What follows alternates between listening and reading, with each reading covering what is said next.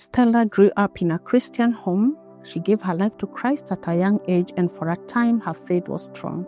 I grew up as a Christian in a Christian family. I was born again by then. But everything changed when she entered high school. Her father passed away, and the loss shook her deeply. In the pain and confusion that followed, Stella drifted away from God and began experimenting with drugs and alcohol. Alcohol, bang, and kuber. I used them throughout my school term. When I finished Form 4, I had to fend for myself. Since I had the young ones, I had to look for a job. As the years passed, she moved to the city, where her life took an even darker turn. She became involved with a criminal gang, and her house became a hiding place for weapons. But gang life soon turned deadly. I moved from Githurai to live in Kayole. So by then I joined a gangster which used to operate within Umoja but lived in Kayole. The place where I used to stay, it was a plot where I lived alone. So I was the one who stored the guns. It reached a point where they were ambushed. 3 of them died on one day. So the remaining 2 went for hiding for around 3 weeks. The gang arose again. And the other one, the leader now, was taken down. So I had to flee for my life. I fled from Kayole. I went to live in Tasia. She escaped to another part of the city, yet the cycle continued, this time through drug trafficking across neighborhoods. When transporting the drugs, it was one squad, you were given around 7,000 to 10,000. But on the gun, it was during the operation. When they go for their operation, whatever amount they shall get, you shall have an equal share because you are part of the gang. Even after becoming a mother, addiction still controlled her life. The money she earned disappeared in alcohol and parties. There was nothing to show for it, only emptiness. During the third semester, the day that the labor pain started, I was in Nyamavila. After that, when I went home, I prepared myself, went to the hospital, delivered my second born. I could leave at very tender age. At 2 weeks, I could leave the baby in the house, go to Nyamavila, take some drinks, come back, breastfeed the child, and go back. Sincerely speaking, I can't even account for a single thing, not even a glass that I bought using that money. It was all just spent on just having fun. Like when I could go for a gig, we could go for around 3 days outside Nairobi. We go drink, spend there, have fun. There was nothing that I can say tangible I did with the money. I just squandered it. Years later, Stella found work at the airport. In 2017, on her birthday, she went out to celebrate and spent her entire salary in one night.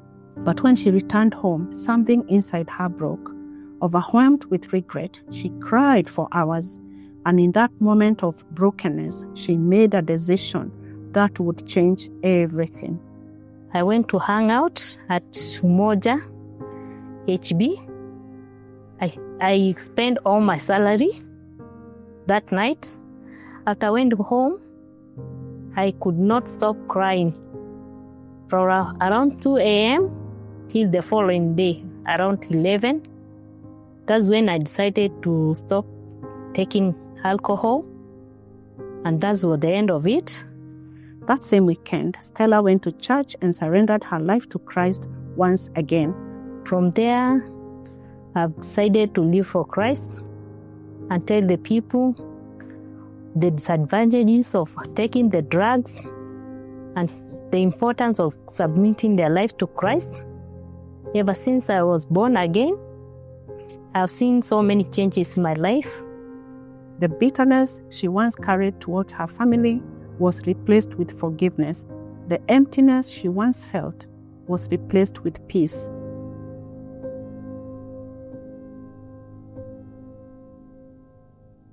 Today, Stella shares her story openly, warning others about the dangers of drugs and crime. And there is nothing good that can come out of crime.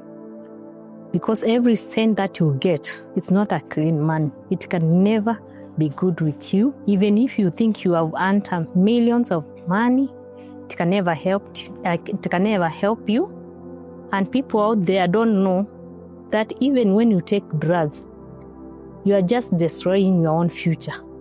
It's better to just quit those drugs, give their lives to Christ. There is peace in serving the Lord. There is happiness. There is joy. There is so much promise when we serve the Lord.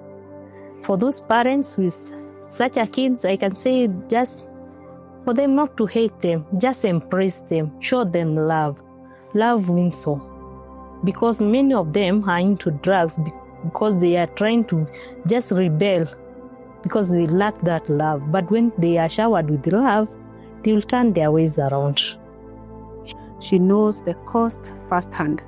Of all the gang members she once worked with, she's the only one still alive. Out of that gang, I'm the only one who is alive now.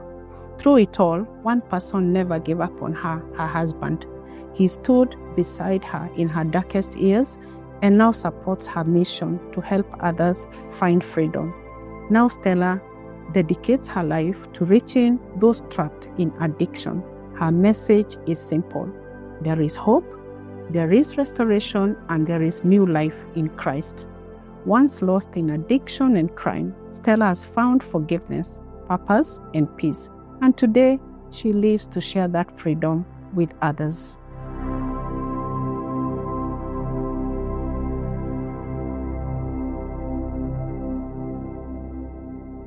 One can arise. Stella's story is not just a testimony, but a resurrection. Her turning point came about when she discovered a truth that was stronger than her pain, than her addictions, than her shame, and than her past.